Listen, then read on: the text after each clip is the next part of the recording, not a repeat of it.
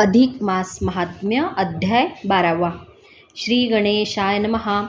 लक्ष्मीने श्रीहरीला विचारले, अधिक मासात दीपदानाचे महत्त्व काय असते ते मला सांगा. देवाजवळ स्वतः दीप लावल्याचे किंवा तेथे लावलेल्या दीपाचे रक्षण केल्याचे काय फळ मिळते? पूर्वी असे व्रत कोणी केले होते?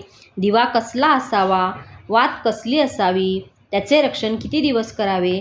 त्यावर श्रीहरी म्हणाला, दीप लावण्याचे किंवा दान देण्याचे महत्त्व फार आहे. त्याने सर्व महापापातून माणसाची सुटका होते. स्वर्गात बहुत काल वस्ती होते. पुरुषोत्तम मासभर रोज सकाळची आन्निके व स्नानादी करावे. अनेक प्रकारच्या स्नानांची विविध फले त्याने लक्ष्मीला सांगितली. स्नाने करताना पुरुषोत्तम देवाची प्रार्थना कशी करावी ते सांगितले. स्नानोत्तर संध्या करणे, गंधपुष्पादिकांनी पुरुषोत्तमाची पूजा करावी, देवापुढे दिवा लावावा असे सांगून त्याचाही विधी सांगितला.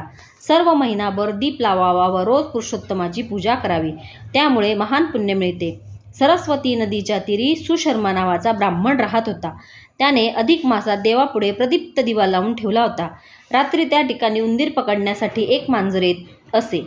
सुशर्मा जागरार्थ रात्री बसला असता देवावर काजळी धरली. तेवढ्यात मांजराने येऊन तेथे उंदरावर उडी मारली.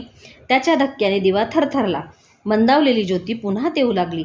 सकाळी ते मांजर मरण पावले, पण त्याच्या त्या ज्योती तेजस्वी करण्याच्या सहज कर्माने ते वैकुंठात गेले. सुशर्मा ऐहिक सुख समृद्धी भोगून अंतिमोक्ष पावला.